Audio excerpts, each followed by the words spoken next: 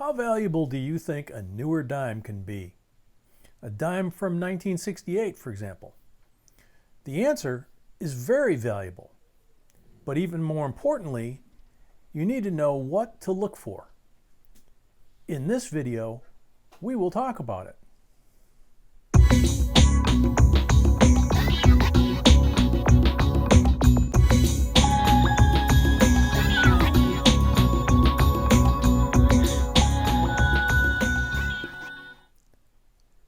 Hey YouTubers, this is JNB, and welcome to our JB Coins family. We're all about coins and currency.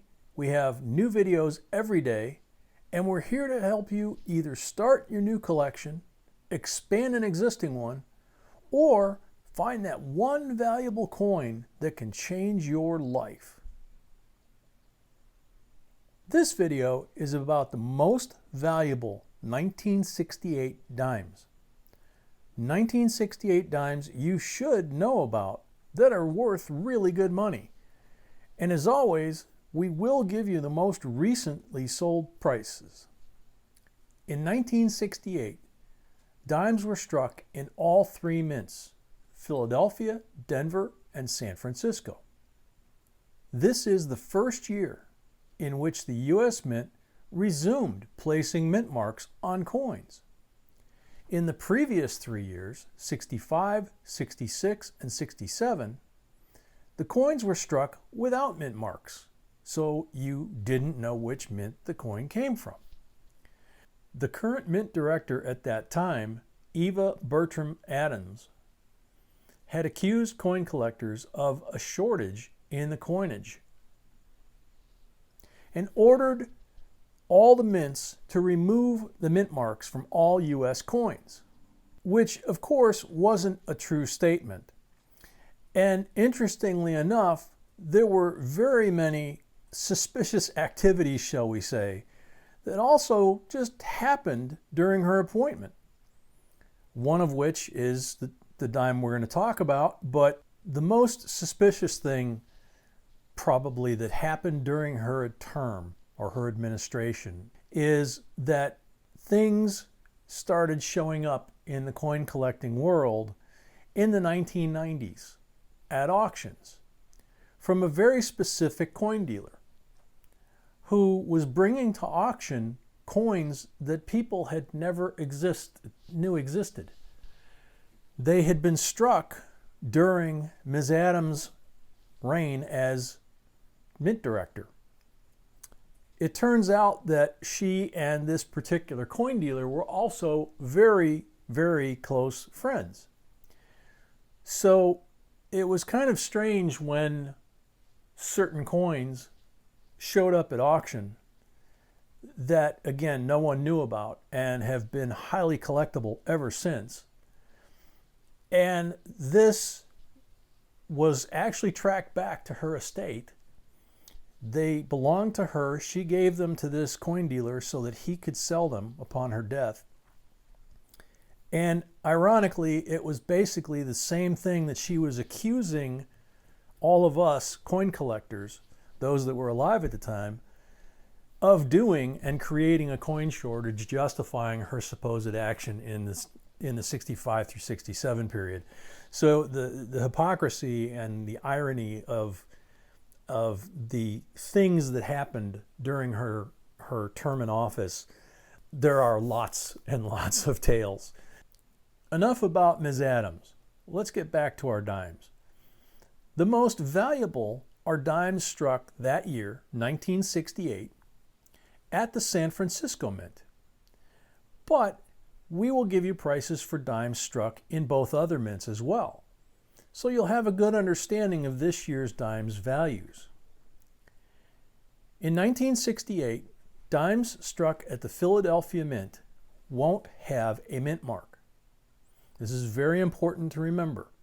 They will not have a mint mark, since they didn't have P mint marks on dimes until the year 1980. And that has nothing to do with Ms. Adams' orders. They simply didn't have them, just like pennies struck at the Philadelphia Mint at the time. Coins struck at the Denver Mint will bear a D mint mark, and coins struck at the San Francisco Mint will have an S mint mark. The Philadelphia and Denver mints struck dimes that year in better than average condition. So finding examples in high grades like MS-67 and even with full bands on the reverse is possible. In MS-67, this coin in the highest grade known, MS-67 full bands, sold at Heritage Auction for only $382. The next coin you see in this picture came from the Denver Mint. It's graded MS-68 full bands, and it sold in April of this year, also at Heritage Auctions, for $480. Not a big profit, but we want to mention to you these sold prices so you have a better understanding of their values. Now, for new folks, this picture shows the explanation of full bands designation or full torch, which pretty much is the same thing. It just depends on the grading company you use.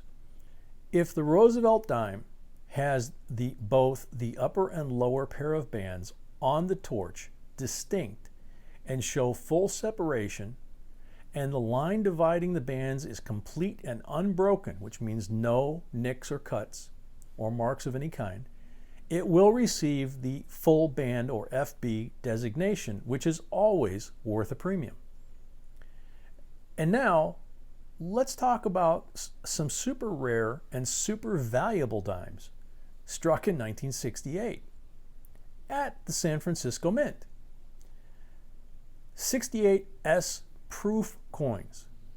They will have an S mint mark, at least it should, as we said earlier, and will have a proof coin finish, which is shinier than on regular business strike coins and easy to distinguish.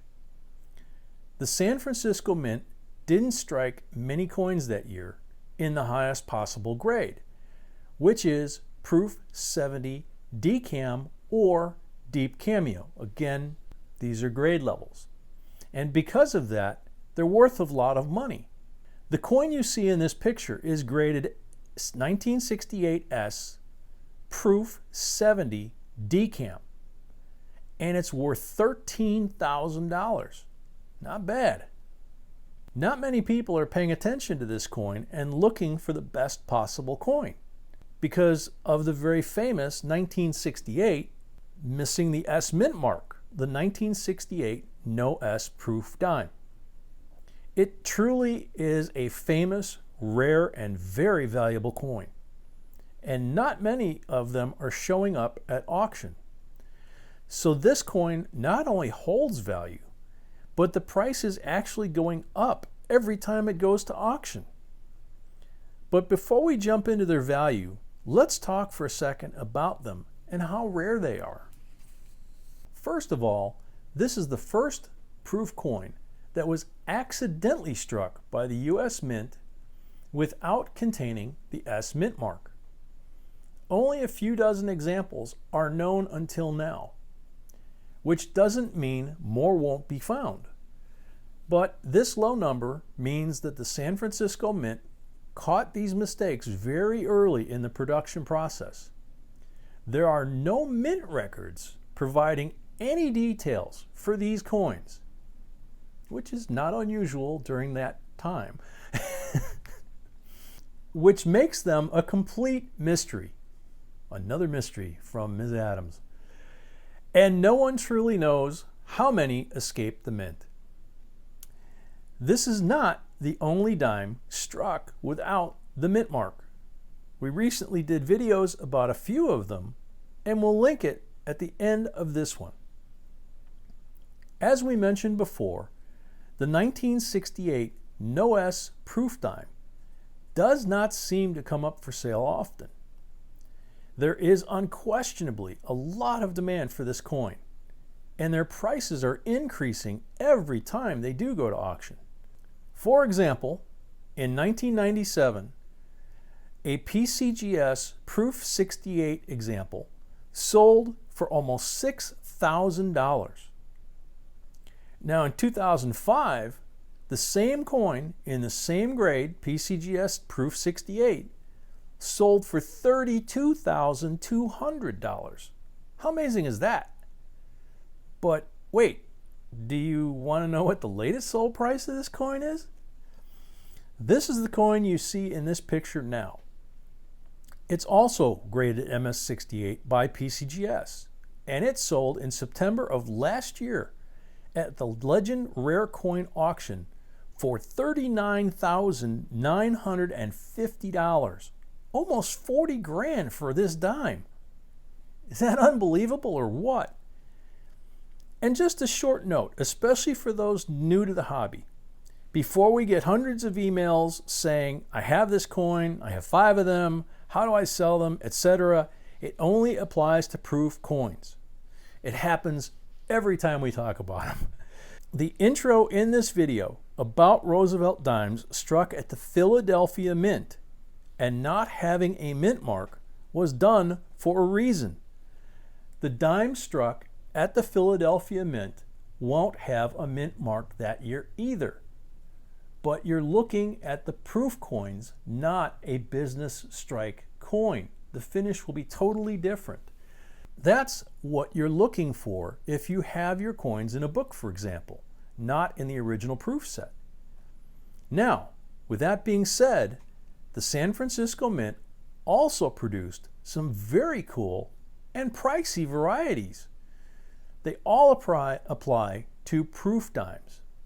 Obviously, they're not as pricey, or not as many coins can compare with the 68 no S proof dimes value, but they also can bring nice money. And again, because of the famous no S dime, they're completely being overlooked. So if you have a 68 proof set and you don't have this valuable missing mint mark dime, your search is not over yet. We think that a lot of people do quit at that point. If they do, there are 3 more things that they should be checking for. The first one is a double die reverse, or DDR. The doubling is evident on United States of America, E pluribus unum, and 1 dime. The second is a DDO, or double die obverse.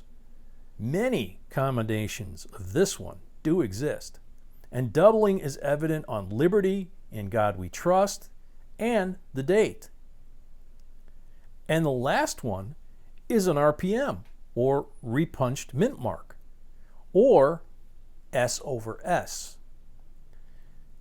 It's been stamped more than once.